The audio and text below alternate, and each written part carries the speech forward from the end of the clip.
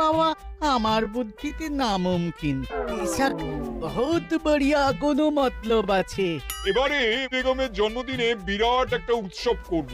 সারা দেশ থেকে মহান মহান অতিথিদের নিয়ে আসা হবে। দুনিয়ার সেরা সেরা খাবার, সেরা সেরা গাইয়ে, সেরা সেরা বাজিয়ে, সেরা সেরা নাচিয়ে রাতকে দিন করে দেবে এমন রোশনাই। রেস্টো নাই। কি বললে? বহুত বড়িয়া আপনার সোচ, লেকিন মাফ করবেন হুজুর, রাজকোষের অবস্থা খুবই খারাপ। উৎসব করার মতো তো রেস্টো নাই জাহাপানা। কোনো কথা শুনতে চাই না। আমি হলাম গিয়ে বাংলার নবাব। আমি আনন্দ হই হুল্লোড় করবো না তো কে আর করবে? একদম ঠিক জাহাপানা, কিন্তু কর বসিয়ে টাকা তোলো। সব কিছুতেই কর বসানো আছে জাহাপানা। হাসি কান্না ছাড়া আর কোনো কিছুতেই কর বসানো যে বাকি নেই। তার ওপরেই কর বসাও। হাসি কান্নার ওপর কর? না, শীতকাল আসছে, বসাও বসাও কর হাঁচির ওপর। হ্যাঁ, হাতির ওপর কর? বসাও। ওরকম মুখ করে আছো কেন? যদি না পারো তো বলে দাও, আমি অন্য উজির নিয়োগ করব। আমি আজই ঘোষণা করে দিচ্ছি, এবার থেকে হাতির ওপর কর দিতে হবে। হ্যাঁ, তো জানাব, এতে প্রজারা যদি ক্ষুব্ধ হয়? আরে বাবা, প্রজাদের কাজই তো মাঝে মাঝে ক্ষুব্ধ হওয়া। তা ঠিক হুজুর। আমাকে কদর করে এমন কিছু সন্ডা আছে, তাদেরকে কাজে লাগাতে হবে। বহুত খুব জাহাপানা। তাহলে হাঁচি গোনার লোকের ব্যবস্থা করে নি। ওই সন্ডারাই হাঁচি গুনবে। ওদের স্বেচ্ছাসেবক হিসেবে নিয়োগ করো। বহুত খুব জাহাপানা। সব জায়গায় লোক পাঠাতে শুরু করো। তবে কৃষ্ণনগরে বেছে বেছে লোক পাঠাবে। আর মনে রেখো, ওখানে গোপাল আছে।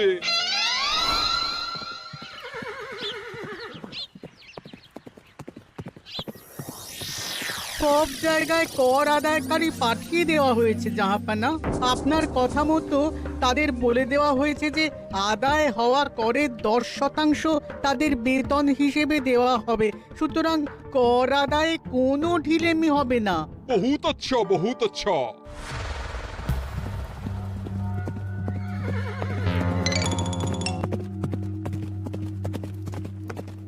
হ্যাঁ, তুমি ঠিক পড়েছো তো মন্ত্রী? হাঁচির উপরে কর? বলেন তো, আর একবার পড়ছি মহারাজ। আসলে এটা নবাবই মশকরা। আমাদের নবাব যে খুবই রসিক মানুষ তা তো আমরা দেখেছি। বারবার কৃষ্ণনগরের সঙ্গে রসিকতা করতে গিয়ে হাঁড়ি ফেটে রস একেবারে মাখামাখি হয়েছে, আর সারা গায়ে পিঁপড়ে ধরেছে। মশকরা নয়, একদম সত্যি কথা। হাঁচির উপরে কর বসানো হয়েছে, আর আমরা হলাম নবাবের খাস হাঁচি গোনার দল। আমরা এই কৃষ্ণনগরে থিতু হয়ে বসলাম বটে। এবারে হাঁচি গুনবো আর মোহর আদায় করব। গোপাল, তুমি কি বলো? সর্দার, তোমাদের এখানে আসা একেবারেই লোকসান হয়েছে। কেন মশাই? আচ্ছা, আপনি গোপাল? না না, আপনার কোনো কথাই শুনবো না। আমাদের পই পই করে বলে দেওয়া হয়েছে, গোপাল হইতে সাবধান। সর্দার, আমি তোমাকে সাবধান হতেই বলছিলাম। হাঁচি ধরতে গেলে তোমাদের খুব সতর্ক থাকতে হবে, কারণ এই কৃষ্ণনগরের বাসিন্দাদের শরীর স্বাস্থ্য এত ভালো যে এখানে কেউ হাঁচে না, কাশে না, ঢেকুর তোলে না, ইয়ে করে না। বলেন কি মশাই? এটা তো নবাবকে জানাতে হচ্ছে। যাও যাও, এক্ষুনি মুর্শিদাবাদে ফিরে গিয়ে নবাবকে জানাও। ওরে, কেউ এদের যাওয়ার ব্যবস্থা করে দে। ওই তো হেঁচেছে। হাঁচি এক, পুরো এক মোহর। হাঁচি দুই, দুই মোহর। আরে, এটা তো হাঁচির বাচ্চা, এটা তো ধরলে চলবে না। কেন? হাঁচি হলেই তো হলো। কি করব সর্দার? লিখবো? দেখ, একবার গুনে যখন ফেলেছি পুরো ছাড়তে পারবো না। আধমোহর লেখ। এটা কাশি, কাশিতে কোনো করের কথা নেই। লেখ লেখ লেখ লেখ লেখ। হাঁচি তিন, পুরো এক মোহর। হাঁচি চার,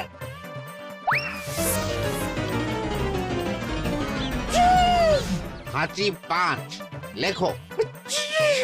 হাঁচি ছয়,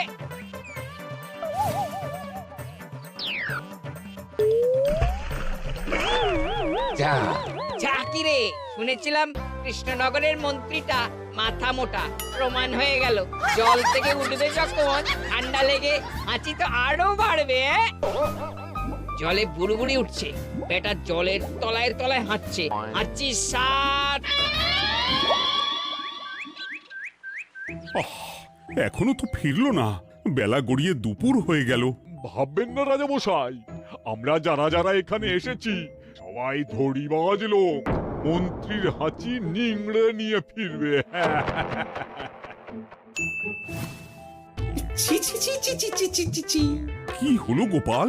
আমরা কৃষ্ণনগরের প্রবাদ প্রতিম আতিথেয়তার অসম্মান করেছি মহারাজ। কেন? কিভাবে? কখন? এখন মহারাজ, এখন এনারা সেই সুদূর মুর্শিদাবাদ থেকে এসেছেন, আর আমরা এতক্ষণ শুধু অন্য কথাই বলে চলেছি, এনাদের আপ্যায়নের ব্যবস্থা করিনি। তাই তো। মহারাজ, আপনি ব্যস্ত হবেন না। এই কে আছো? শোনো, এদের রাজ অতিথিশালাতে থাকার বিশেষ ব্যবস্থা করো। এদের খাবার যাবে মহারাজের পাকশাল থেকে। এদের সব সুবিধে অসুবিধে দেখার জন্য দাস দাসী নিযুক্ত থাকবে। চলো হে চলো। আরে দাঁড়াও সর্দার, হ্যাঁ বলুন। তোমাদের তো আবার গোপালের কথা শোনা বারণ। আমার ব্যবস্থায় বোধহয় তোমরা থাকবে না। বাদ দিন তো, আসলে ভয় ছিল আপনার বুদ্ধিকে, আর ভয় নেই। কেমন আগু পিছু বিচার না করেই বলে ফেললেন এখানে কেউ হাঁচে না। বুঝে গেছি, আসলে গোপাল হলো গল্প। চলো হে চলো, ও বড্ড খিদে পেয়েছে। প্রহরী, এই সর্দারের দলের বাকি লোকগুলো এলে এদেরকেও অতিথিশালায় নিয়ে যেও। হ্যাঁ, আচ্ছা। এ কি গোপাল, এই রক্তচোষাগুলোর জন্য তুমি রাজনিবাস আর রাজভোগের ব্যবস্থা করে দিলে? গোপাল কার পক্ষে মহারাজ? এতক্ষণ গোপালের সব কাজ তো কৃষ্ণনগরের বিপক্ষে গেল। বটেই তো, আমি মনে মনে গণনা করে দেখলাম গোপালের শুল যোগ শুরু হয়েছে। আগামী 1 যুগ ধরে গোপাল যেখানে থাকবে সেখানে রাহুর প্রকোপে দুঃখ দারিদ্র মহামারী একসঙ্গে এসে ধরা পড়বে। মহারাজ, গোপাল কখনো কৃষ্ণনগরের খারাপ ভাবেনি। সে যখন ওই রক্তচোষাদের রাজভোগে রাখার ব্যবস্থা করেছে, তখন বুঝতে হবে এর মধ্যে একটা ঘোরতর পেঁচ আছে। গোপালই তাহলে বলুক, কি পেঁচ? মহারাজ, মানুষ বিলাসের সুযোগ পেলে কাজ ভুলে বিলাসেই ডুবে থাকে। কত সম্রাট মহাসম্রাট বিলাসিতায় ডুবে কত সাম্রাজ্য মহাসাম্রাজ্য ভেঙে টুকরো করেছে। এরা তো নবাবের পাঠানো কিছু মূর্খ বালক মাত্র মহারাজ। এদের রাজভোগে ডুবিয়ে দিলে হাঁচির কথা কি এদের মনে থাকবে?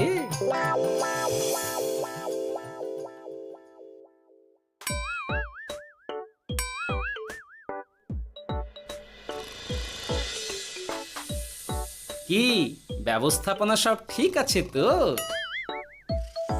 হ্যাঁ হ্যাঁ, খাসা ব্যবস্থা হয়েছে। আপনারা আমাদের অতিথি বলে কথা, আরাম করুন।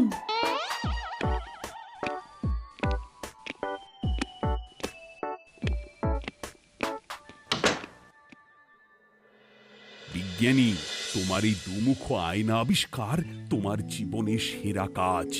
একদিক দিয়ে আয়না, অন্য দিক দিয়ে কাঁচ। কেউ জানতেই পারবে না যে তার উপর নজর রাখা হচ্ছে। অনবদ্য অনবদ্য। মহারাজের জয় হোক। কিন্তু মহারাজ, এই কৃতিত্বের মূল ভাগীদার আমাদের মন্ত্রী। তাই নাকি? হ্যাঁ মহারাজ, মন্ত্রীর দুমুখ কাজকর্ম দেখেই দুমুখ আয়নার কথা আমার মাথায় আসে। মুখ সামলে কথা বলো বিজ্ঞানী। ওরা শুনতে পাচ্ছে। যা চেঁচালেন 20 ইঞ্চির দেওয়াল ভেদ করে ওদিকে চলে যাবে কথা। এই কে যেন কাকে মুখ সামলে কথা বলতে বললো? ওই ওই বাইরে কেউ বলেছে। এই তোমরা সবাই শোনো, অতিথিদের যেন আদর যত্নের ত্রুটি না হয়। আমি আর যাই, কাল সকালে আসবো, কেমন? গোপালকে নিয়ে নবাব আর উজির যেমন ভয় দেখিয়ে দিয়েছিল, গোপাল কিন্তু সেরকম নয়। এই তোরা কি বলিস? না না না না না না, গোপাল একটু ওই হাবা গোবা আছে দাদা। দেখো দেখি কেমন বুক পেতে দিয়েছে, এবার ওদেরই বুকে বসে ওদেরই দাড়ি ওপরাবো। গোপালের জবাব নেই, ঠিক সামলে দিল। মহারাজ, এই প্যাঁচটা আমার মাথাতেই এসেছিল, কিন্তু ওই যে নাকে মাছি ঢুকে গিয়েই সব বরবাদ হয়ে গেল। মহারাজ, এই পরিকল্পনা যদি মন্ত্রীর মাথাতে আগে এসে থাকে তাহলে এদের মন্ত্রী আমার চেয়ে ভালো করে সামলাতে পারবেন মহারাজ। বটেই তো, এই দায়িত্ব আমি নিলাম মহারাজ।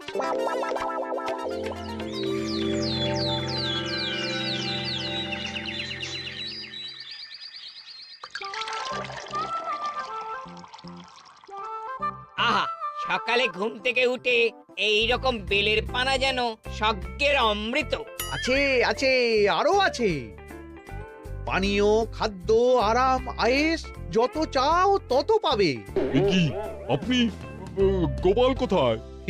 মহারাজ বিবেচনা করে দেখেছেন যে মহামান্য অতিথিদের পরিচর্যার ভার গোপালের মতো একজন ভাঁড়ের পক্ষে বহন করা সম্ভব নয়, তাই এই দায়িত্ব আমাকে দেওয়া হয়েছে। কিন্তু কোনো কিন্তু নেই সর্দার, আমি যে খানা পিনা নাচা গানা আমোদ আহ্লাদের ব্যবস্থা করেছি দেখে তুমি চমকে যাবে।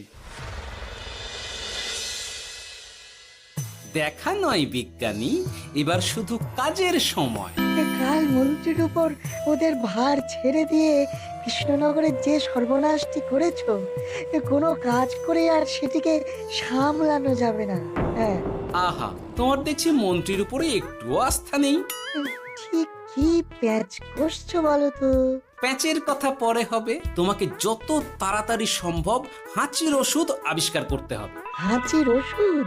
হ্যাঁ, হাঁচির ওষুধ। ওভাবে দেখছো কি বন্ধু? তোমাদের কাজের সব দায়িত্ব এখন আমার কাঁধে। তোমরা আমোদ করবে আর আমি কর আদায় করে তোমার হাতে এনে তুলে দেব। সর্দার, এর মধ্যে একটা চাল আছে মনে হচ্ছে। কি আর আমি বুঝিনি। এখন কি করবে? বিশ্বাস করে আদায় উসুলের ভার এর উপরে ছেড়ে দেবে? পাগল নাকি? মন্ত্রী মশাই, বলো বন্ধু। বলছিলাম আর দেরিতে কাজ কি?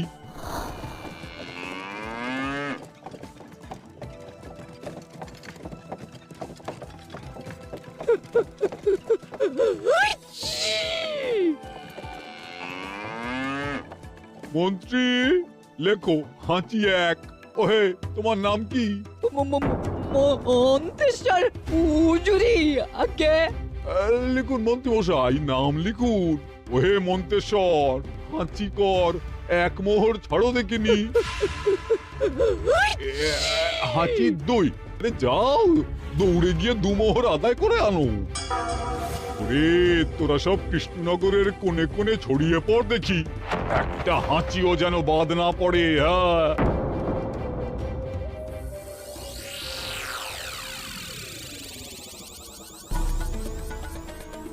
এটা হুজুরে আলাক বর্ধমান, খাম্বাস এবং কৃষ্ণনগর থেকে। চমৎকার চমৎকার। তাহলে গোপাল কিছু করতে পারেনি, আমাদের যুব শক্তি কৃষ্ণনগরকে পুরো নিংড়ে নিয়ে আসছে। মহারাজ কৃষ্ণচন্দ্রের একটা আবেদন আছে জানাব। এই হাঁচি করের 30% যদি ওই রাজ্যকে দেওয়া যায় তাহলে আদায় উসুল আরো ভালো হবে। ওরা বলেছে যে আপনি যদি 30% দেন তাহলে কর আদায় একেবারে জান লড়িয়ে দেবে। মঞ্জুর মঞ্জুর। আর একটা আর্জি আছে হুজুর, কৃষ্ণচন্দ্র কদিন বাদে নবাবকে কৃষ্ণনগরে আমন্ত্রণ জানিয়েছে। কেন? কৃষ্ণনগরের নবাব এবং তার উন্নয়ন উপলক্ষে এক মহোৎসব হবে। সেই সঙ্গে শহরে থাকা ইংরেজদের কাছেও নবাবের সৈন্য বলের এবং নবাব ও কৃষ্ণনগরের মধ্যে পারস্পরিক ভ্রাতৃত্বের সম্পর্কের বার্তাও পৌঁছে দেয়া যাবে। নবাবের অধীনস্থ রাজারা নবাবের শত্রু, এই রকম একটা ধারণা থেকে ইংরেজরা ইদানিং বেপরোয়া হয়ে উঠেছে, তাতে লাগাম উঠবে। বহুত খুব, মঞ্জুর মঞ্জুর মঞ্জুর।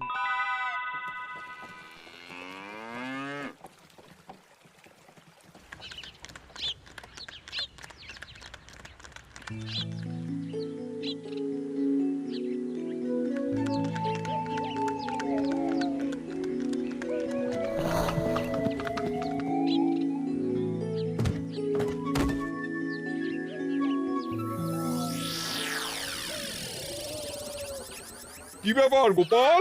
জাহাপনা বলুন, কি খিদমত করব? আমি যা বলবো তাই করবে। অবশ্যই জাহাপনা। क्या बात উজির, তুমি সাক্ষী, মহারাজ কৃষ্ণচন্দ্র আপনিও সাক্ষী। গোপাল আমাকে কথা দিয়েছে আমি যা চাইবো তাই করবে। গোপাল, তুমি আমার সঙ্গে মুর্শিদাবাদ যাবে। এখন থেকে আমার দরবারের বিদূষক হিসেবে থাকবে, কেমন? ওরে ওরে ওরে ওরে ওরে তোরা বাজনা বাজা। এখন থেকে গোপাল আর কৃষ্ণনগরের নয়, গোপাল মুর্শিদাবাদের। চলছে বাজা।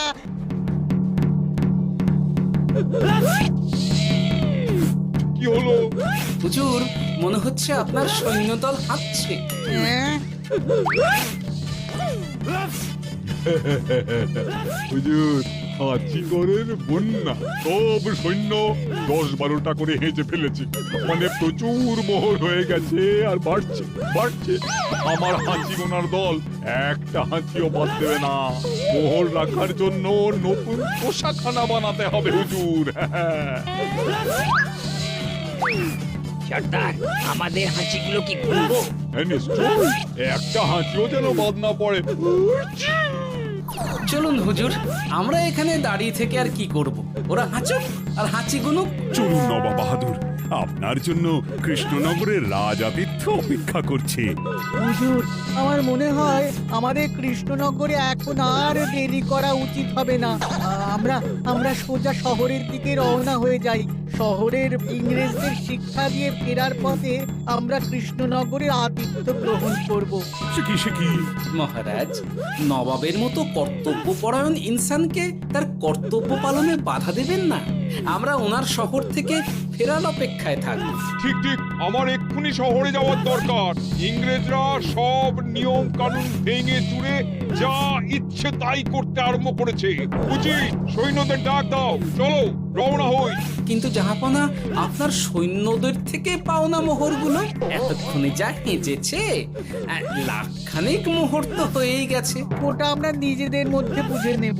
কিন্তু ওই করের 30% যে কৃষ্ণনগরের পাওনা।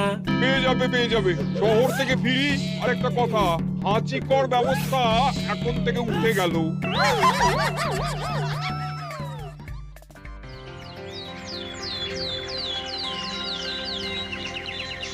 মহারাজ, কিভাবে গোপাল ভাঁড় মহাশয় নবাবের উন্মাদের মতো জারি করা ওই হাঁচিকর থেকে আমাদের সকলকে রক্ষা করেছেন তা আমরা সকলেই জানি।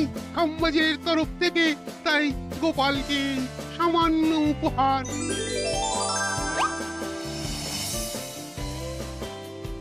ওহ গোপাল, সত্যি তোমার জবাব নেই। কিছুই হতো না যদি না বিজ্ঞানী ওই হাঁচি চূর্ণ আবিষ্কার করত। এই উপহারের অর্ধেক কিন্তু বিজ্ঞানী। সবই তো বুঝলাম, নবাবকে সৈন্য সহ নিমন্ত্রণ থেকে সৈন্যদলকে হাঁচি চূর্ণ মাখানো চাঁদোয়ার তলায় ঢোকানো পর্যন্ত। কিন্তু চাঁদোয়া থেকে হাঁচি চূর্ণ ঝরে পড়লো কি করে, সেটাই তো বুঝলাম না। এটা তুমি বলো বিজ্ঞানী। শব্দে বাতাসে কম্পন তৈরি হয়। গোপালের হাততালিতে আমার ঘরের শাড়ি থেকে হাঁচির জন্য ঝরে পড়েছিল। এখানে চাঁদোয়া থেকে ঝরে পড়েছিল বাজনার শব্দে। কি ব্যাপার বিজ্ঞানী, তুমি এখন ছেলে খেলা করছো? হাঁচির ওষুধ হয়ে গেছে। হয়ে গেছে? মূল উপাদান তামাক, গোলমরিচ আর আলকুশির গুঁড়ো। কাজ হবে? হাততালি দাও। কাজ হলো। ব্যাপারটা কি হলো? ওই শাড়িটাতে হাঁচি চূর্ণ মাখানো আছে। তোমার হাততালির শব্দের কম্পনে ঝরে ঝরে পড়েছে। একবার নাকের কাছে এলে পিঁপড়ে থেকে পিশাচ হাঁচতেই হবে। হাঁচতেই হবে। নবাব যদি বাজনা বাজাতে না বলতো। আমাদের বাজনদাররা তৈরি ছিল মহারাজ। যাক, সবই ভালোই মিটে গেল। যার শেষ ভালো তার সব ভালো। ব্যাস, এখন শুধু একটাই কাজ বাকি। নবাবের কাছ থেকে করের 30% বাবদ পাওনা মোহর মুর্শিদাবাদে গিয়ে নবাবের কাছ থেকে তুমি নিয়ে আসবে। আচ্ছা মহারাজ।